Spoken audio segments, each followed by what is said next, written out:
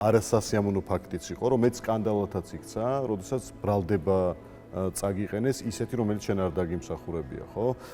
ამ პერიოდში მოგიწია დროებით სოციალური ქსელების გაუქმებაც, იმისთვის რომ დაგეცვა ზედმეტი შემოტევებისგან და შვილებს როგორც ვიცი, დაცვაც დაუნიშნეს, ხო, იმ პერიოდში. ანუ რა მოხდა რეალურად, აი როგორ მოახერხე რეაბილიტირება საკუთარი თავის? ხანდახან არის ხოლმე მომენტი, როცა და ეს ის მომენტი იყო, რომ ცოტა ზედმეტები მოგდის, ანუ სოციალური ქსელი ძალიან მაგარია, მართალი გითხრა, მე ძალიან ხალისობ, როცა დრო მაქვს და დადებითადაც ვიღებ ბევრ რაღაც ინფორმაციას ვეცნობი, მაგრამ ხანდახან შეიძლება რომ ეს ბალანსი თუ დაკარგე, ისე კარგი არ იქნება. ზუსტად ეს სოციალური ქსელი კარგია თუ სწორად გამოიყენე. თუ სწორად გამოიყენე. და ეს პერიოდი იყო, რომ არც ჩვენ გამოვიყენეთ სწორად და ნუ რა თქმა უნდა გულშემატკივარი ვინც ეს გაბრაზებული იყო, აღშფოთებული იყო ამითი არ ეზარებოდათ და მეტი საქმე არ ჰქონდათ.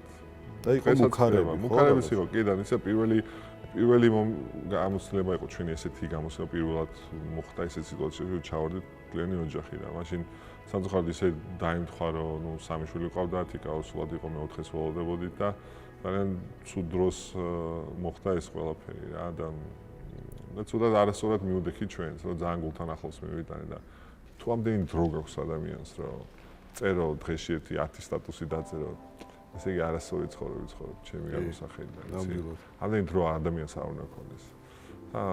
და სამწუხაროდ ამდენი ადამიანი შეიკრიბა ჩემს გარშემო, რომ ძალიან ბევრი დრო აქვს და კარგავენ, ხარჯავენ ამ დროს ესე უსაქმურად და ჩემზე იყო შედა ჩემს ოჯახზე იყო შემოტევა. ნუ მაშინ რა თქმა უნდა გულთან ახლოს მივიტანეთ და ამ თავის შედეგიც გამოიღო, უარყოფით შედეგი. დღევანდელი გარემოს არ ვაქცევ ყურადღებას. ხო, რა თქმა უნდა. თუმცა აი რატო მოხდა ეს ამბავი და რატო დაჭირდა ამ ბრალდების საყენება, რომ ამ კალათბურთელს სპეციალურად გაუკეთე ის, რომ რა ტრამვა მიაყენე, ხო? ეს იყო. არა, კიდე ვიძახი. ჩემს თავარი იყო, რომ თვითონ ეს მოთამაშე კვაი ლეონარდი. მე მასთან მქონდა კომუნიკაცია. ის არ თვლიდა, ხო? პირველ დაცავე თვითონ იყო ეს ადამიანი, ვინც თქვა, რომ განზრახ არ გაკეთებულა. თავი თვითონ იცოდა, რანჩენი ჩემს უკვე მეორე ხარისხოვანია, დღევანდელი გამოსახედიდან ვინ რას იტყვის. ადამიანი, ვინცაც ერთხელაც არ უსვია კალათბურთში. რომ მისი აზრი რაც ჩემთვის, ანუ კალათბურთთან და მაგ მომენტთან დაკავშირებით, ხო ხტები? აი სერიოზულად როგორ უნდა მივიღო? არც უნდა მიიღო. როგორ შეიძლება ადამიანს, როცა დარბაზშიც არ ყოფილა, ხო? და თქვენ თუნდაც ჟურნალისტი იყოს.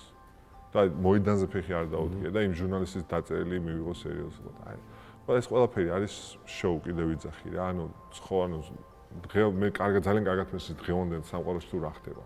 რომ რატომ არის მნიშვნელოვანი, შეიძლება შენაირად არ ვიცოდე, იმიტომ რომ მაინც შენი სფერო არის ეს, ხო ხტები ჟურნალისტიკა, მაგრამ ძალიან კარგად მესმის თუ ის ერთი კლიკი, ხო, ანუ რაც ეს დაჭერა რომ რაღაც ცლიანის ის რომ გაიხსნას, ხო? სტატია რომ გაიხსნას, ამდენად მნიშვნელოვანი, ამდენად ღირებულია, ხო? ძალიან კარგად მესმის ფასი, იმ ერთი კლიკის ფასი. და ძალიან კარგად მესმის რომ ხალხი ზოგადად ვიძახი, ხო, არა კონკრეტულ ადამიანებს არ ვიძახი, რა თქმა უნდა, მაგრამ რას აკეთებენ იმისთვის, რომ აი ეს თავიანთი ერთი ბევრი ნახვა მოაგროს და ეს ერთი კლიკისთვის რეებს აკეთებენ. ასე რომ ეს არის ბიზნესი, ეს არის საქმე, ეს არის პოლიტიკა. თუმცა მას ყველაფერი არ ღირს იმათ, რომ თუნდაც ბევრი ნახვა მოაგროს, ან რა ყურადღება მიიქციო, ეს ჩემი აზრია.